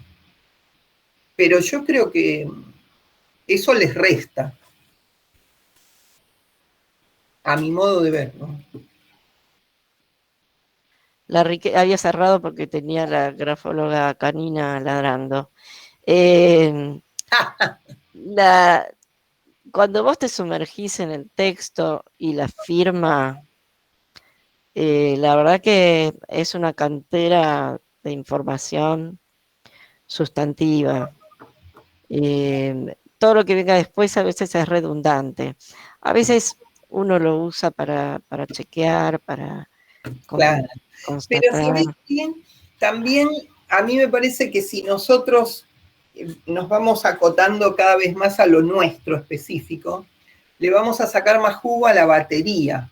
O sea, vos viste que a veces la batería se escriba un escrito libre, escucho muchas veces. Y no, un escrito libre, yo me bloqueo si vos me pedís un escrito libre. Yo me bloqueo. Yo le digo que repita un refrán varias veces, porque yo lo que quiero ver es su escritura estable, automática y sin interferencia emocional. ¿Qué le voy a decir? ¿Que escriba el test mis manos? Me muero, ¿viste? No, chau, listo. Andate a tu casa, ¿viste? No te analizo. Sí, no, es verdad. Algo que no lo desborde emocionalmente. Escritura habitual y no habitual, enoja lisa y enoja pautada. En fin, hay montones de reactivos, como le digo yo, porque vos a cada muestra que vos tomás es para ver algo, buscas una respuesta a eso. Escritura acelerada, diferencia entre escritura a velocidad normal y escritura acelerada, que te da el potencial de reserva, eso en una selección de personal. Capacidad de adaptación, resistencia al estrés. O sea, con una mínima pruebita se logra eso. No me hace falta ver una técnica. Pero en general se reduce mucho la batería y no se le saca el jugo de lo que nos puede dar. A mí me pasó con las investigaciones que hice, la primera de Parkinson era un texto y yo le daba la hoja blanca sin pautar. Y resulta que en Parkinson tienen hipertonía, rigidez. ¿Y qué produce la hipertonía? La hipotonía, enfermedad, otro tipo de enfermedad, depresión, bajo tono muscular. La línea es descendente. O sea, la línea no es descendente por un mero simbolismo. Es descendente porque el tono muscular está bajo. Cuando el tono muscular está más alto, hay hipertonía, nosotros decimos está entusiasmado. Sí, salvo que esté rígido, hipertónico y tenga Parkinson o una distonía por otra enfermedad. No es que está saludable y contento, no, está súper mal. Bueno, ¿qué pasaba? Le doy la hoja en blanco y la línea ascendía tanto que terminaban escribiendo en el soporte, en la mesa, porque se les iba. Entonces hice la segunda, digo, no, acá tengo que hacer algo para medir el ascenso de la línea. Entonces, ¿qué hago? Les doy una hoja en blanco, pero le marco un puntito colorado 3 centímetros más abajo, para que empiece a escribir 3 o 4 centímetros más abajo, todas obviamente con la misma pauta, ¿no? A toda la muestra, a todos los pacientes. Entonces, si tiene hipertonía, la escritura asciende, pero tiene lugar en la hoja para ascender. Ahora, si yo lo dejo escribir como él quiere y él empieza en el borde de la hoja, no le puedo medir el ascenso, no le puedo medir la hipertonía. Entonces, ¿cómo vos tenés que diseñar una batería de acuerdo a lo que vos estás pensando que querés medir? ¿Yo qué quiero medir? La hipertonía, ¿cómo se manifiesta? Con ascenso de línea. ¿Cómo va a ascender la línea si no tiene lugar para ascender? No, le tengo que marcar que empiece más abajo. Entonces, uno tiene que diseñar la batería. No podés decirle, escríbame lo que quiera, escrito libre. Y no sirve para nada. O al contrario, no me sirve, peor que no me sirve, ¿no? Bueno, vamos a ir cerrando esta tan interesante charla de hoy. Y no sé si alguien quiere preguntar algo, aprovechen que está Adriana acá, pueden abrir el micrófono o bien escriban la pregunta en el chat, ¿sí? Si alguien tiene alguna pregunta para hacer. Bueno, acá veo que hay varias. ¿Pregunta? A ver. Yo ya el chat. ¿Me escuchan? Acá, ¿puedo consultar si se guardan las muestras grafológicas y después en historias clínicas grafológicas? Si se guardan las muestras, sí, o a veces se guarda el informe, nada más, y las muestras las tengo yo, depende. No necesariamente está la muestra. Bien. Está así en la historia clínica, obviamente, cuando el neurólogo pide una evaluación grafológica, consta en historia clínica, se solicita evaluación grafológica. Sí. Acá Sara pregunta, ¿los que tienen acromegalia o gigantismo, también puede ser que se agrande la escritura? ¿Tuviste algún caso? No. Pero bueno, ¿ves? Acá tienes podés poner en el buscador que yo les dije de la biblioteca biomédica, que ponen en 3 PubMed, en el buscador ponen Enter y van, vieron el rengloncito con la lupita, y ahí tienen que poner handwriting and acromegalia, no sé cómo se llamará en inglés, búscalo. Claro. Y le pones handwriting y te va a tirar los artículos que haya. Bien. Sí, yo te preguntaba esto, Adriana, ¿sabes por qué? Y te pregunté sobre el doctor Basso, porque a mí me pasó hace 16 años, yo tenía que hacer una escritura para hacer una carta a la obra social. Yo tenía una letra grande, me tuve que operar yo porque tuve un macroadenoma en la hipófisis y es lo que me produjo la acromegalia, que eso es en el adulto. En el adolescente es el gigantismo, digamos. Sí. Y la letra me fue cambiando después. Entonces puede ser que tenga algo que ver con eso, o también quizás uno, como va pasando el tiempo, también va cambiando un poco, ¿no? La escritura. Claro, hay que ver qué tipo de cambios son, ¿sí? Ajá. Y bueno, y volvemos esto al estudio de caso. Una cosa es que nosotros veamos qué pasó con vos y podamos hacer un análisis correctísimo y veamos qué pasó con otros casos si eso fue estudiado. Claro, sí. Y por eso yo no te lo podría decir. El otro día una colega también me decía, ay, qué interesante, podrías investigar sobre escritura y vejez.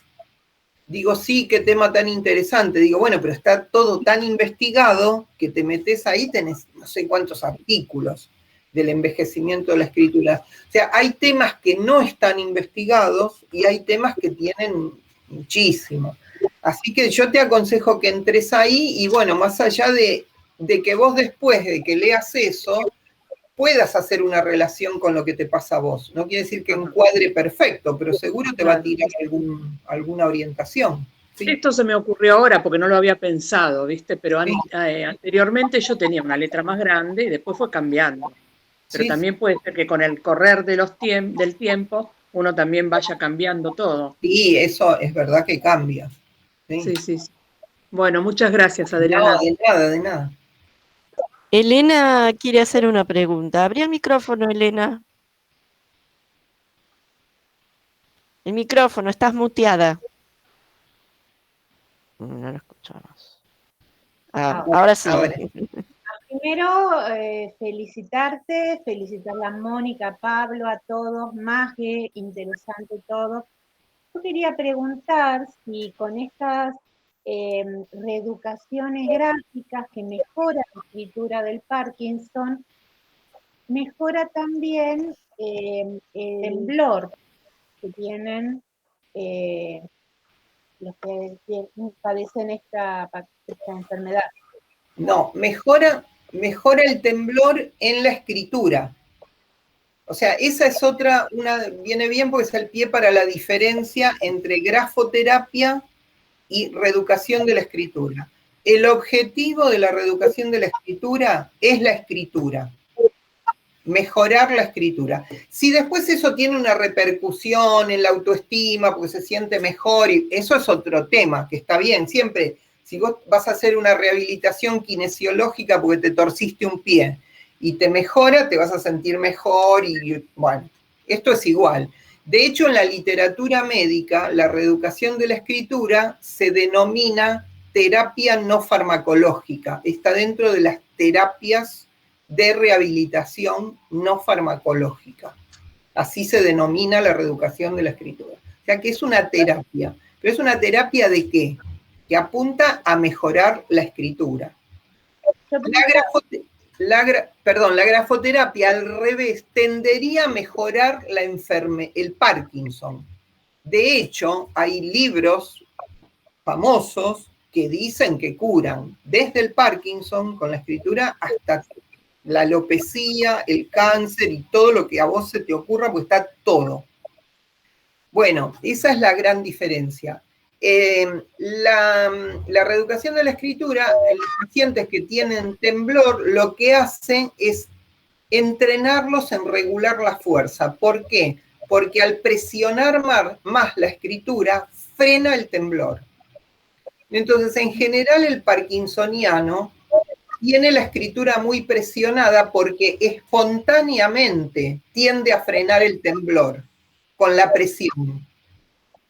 Entonces, ¿nosotros qué hacemos? Tratamos de concientizar ese recurso espontáneo, que lo aprenda a manejar. Y de hecho, muchas veces, por ejemplo, cuando antes de escribir se ponen a temblar porque están esperando el mejor momento y cuando se ponen a esperar se ponen nerviosos y cada vez le tiembla más la mano, ahí le decimos, no esperes, clavá la virome en el papel rápido y presiona mucho. Entonces le enseñamos a frenar el temblor, pero es una técnica para la escritura. Pero podría repercutir en lo otro, vos por tu experiencia. Sí, no sé si sí. En general, no solo esa técnica, sino la combinación de todas, porque viste que te decía que tienen rigidez, temblor, bradicinés, lentitud, o sea, tienen muchos. Y todas las técnicas apuntan a compensar esos síntomas en la escritura. Pero ¿qué ocurre? Al la persona tener el manejo de esos recursos, que les enseñamos con distintas técnicas, mejora su motricidad. Porque entrena en lo que él está mal, entonces mejora su motricidad. ¿Qué es el objetivo?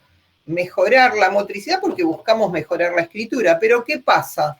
Te cuentan después, uy, yo no me abotonaba la camisa y ahora me puedo abotonar la camisa. Uy, yo no me podía lavar la cabeza con esta mano que la tenía peor y ahora me puedo lavar la cabeza bien con las dos manos. Uy, yo no podía vaciar el mate, ¿viste? Cuando sacás con la bombilla la yerba, no podía vaciar el mate y ahora puedo vaciar el mate. Uy, yo no, y te empiezan a contar, de hecho que nosotros a veces les hacemos escribir, bueno, cuéntenos por escrito para que nos quede a nosotros qué cosas mejoraron ustedes además de la escritura. Porque sí es verdad que mejora la motricidad. No sé si específicamente te diría el temblor, que es lo que vos me preguntaste, pero sí hay una mejora de la motricidad que repercute en otras actividades de la vida cotidiana, en muchas. Sí, sí, eso sí. Gracias. No, de nada.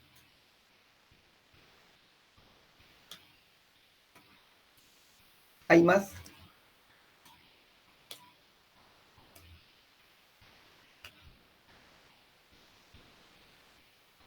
Estás muteada, Isabel. Mónica. Perdón. Decía que la última preguntita, porque nos quedaríamos mucho más, pero ya tenemos que ir cerrando.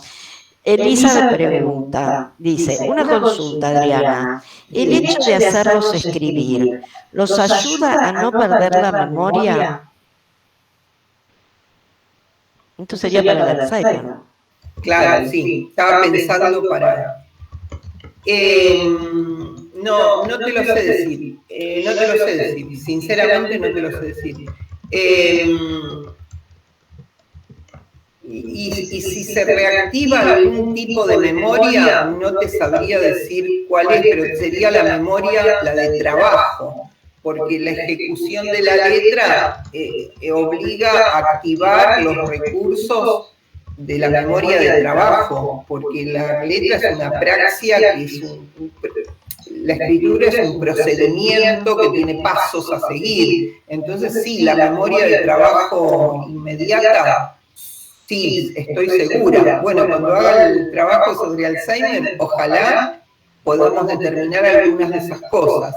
Pero, a ver, en general, cualquier actividad cognitiva que hagamos, mental, todo eso refuerza nuestras condiciones mentales en general. Apunten a lo que apunten, viste que las recomendaciones son siempre que nos mantengamos activos mentalmente, y bueno, eso es para mejorar todas las funciones, y yo estoy segura que sí, que la escritura activa esos centros, ¿sí? Es una intuición. Hola, ¿cómo están? Adriana, la verdad, viendo lo que han escrito y todos los aportes, realmente ha sido un placer escucharte y la visión que tenés de tanto del trabajo del grafólogo como del investigador y hasta te diría del lector han sido más que claras y sé que han quedado preguntas como en el tintero. Yo ahora voy a compartir los canales de comunicación con Adriana, que también en eso tiene una apertura tan grande de poder compartir no solamente sus redes profesionales, sino todo también las particulares y donde va subiendo cosas, donde va compartiendo artículos. Así que ahora yo voy a compartir eso para que todos lo puedan anotar, mientras sigo agradeciendo un poco el trabajo que hemos tenido hoy. Desde ya, desde Academia Bells y particularmente desde mi lugar, te agradezco un montón todo lo que has aportado hoy y lo que venías aportando en realidad a la grafología en general. Y quiero extenderte próximos encuentros, próximas temáticas, seguramente que en alguna vas a poder colaborarnos y querer invitarte desde ya. Bueno, cómo no. Mira, te agradezco yo ahora muchísimo este encuentro porque, bueno, lo decíamos con Mónica, que el intercambio y estas reuniones donde cada uno dice lo que piensa y tiene un lugar para discutir, incluso para exponer, no estar de acuerdo, eso es lo bueno cuando no estamos de acuerdo profesionalmente, tener un lugar donde expresarlo, ¿no? Y eso es fundamental para el crecimiento, o sea, trabajar, leer y discutir, compartir con colegas es fundamental. Así que bueno, este espacio cumple esas funciones. Pablo, te agradezco muchísimo, y a Mónica, bueno, tan divina que estuvo tan haciéndome la pata en todo, acompañándome y haciéndome las preguntas indicadas en el momento preciso. Así que les agradezco a todos los que asistieron, un montón de amigos, André Leibl, está, no sé si me olvido de alguien, está Liliana Soria, Lili, Elena, bueno, algunos que conozco de nombre y a lo mejor no nos hemos encontrado, pero la virtualidad ha hecho que nos veamos las caras a veces, gente que no nos conocíamos. Ángeles, ahora la veo, se me había ido de pantalla. Sí, yo te agradezco también, Adriana, el poder haber compartido esta charla, el poder habernos encontrado. Yo soy un poco despistada para acordarme de si conocí, si ya te había visto, porque con los nombres soy un desastre, así de simple. Cuando Pablo me dijo, y cuando me habló de clínicas, dije, ya sé quién es. Te conocía más por tu producción que el recuerdo de tu nombre, ¿no? Bueno, eso está... Bueno, me alegra que, no sé si alguna vez nos vimos antes, porque... No sé, que me parece que no. A mí me parece que no, pero no sé, qué sé yo. Está Rita Mancito, perdóname que te interrumpa, ahí la veo aparecer. Mi mano derecha, como digo, mi mano derecha y mi mano izquierda en los talleres, mi compañera de los talleres en el Clínicas y en el Churruca. Bueno, y le agradecemos desde ya siempre a la Academia por brindar este espacio y todo este soporte, y a todos los concurrentes que un sábado a la tarde se vienen acá a compartir, a escuchar, y también les agradecemos todos los mensajes, Adriana, porque tenemos una pila de mensajes de felicitaciones y más. Ay, qué bueno, muchas gracias. Un mimito que nos hacen. Sí. Así que bueno. Un abrazo. Pablo, ¿quieras compartir? No, decirles un abrazo a todos, y como lo dijo Mónica, que hayan compartido con nosotros 2 horas de este sábado, y de la manera que lo hicieron y con el respeto que lo hicieron, es a lo que apuntan los conversatorios. Por lo menos era la visión que teníamos Mónica y yo cuando los propusimos, y son posibles gracias a ustedes, al disertante y a nosotros que lo organizamos. Pero solo somos una parte de lo que se logra en estos espacios, y creo que has generado hasta preguntas. Bueno, ¿qué es la parte linda que vos decís de investigar? Es que te generen dudas, diste herramientas. No, a mí la página esa yo no la conocía, la de investigaciones, y ahora la voy a poner en el buscador ahí siempre cerquita. Eso es lo que tiene en objetivo el conversatorio, así que más que feliz de poder concluirlo acá con todo lo que se ha logrado. Y de vuelta, vas a estar más que invitada a todas las propuestas que tengamos, y muchísimas gracias por compartir el sábado con nosotros. Bueno, gracias a todos. Adiós. Gracias. Chao, chicos. Suerte en el proyecto. Muchas gracias. Chao, chao. Chao.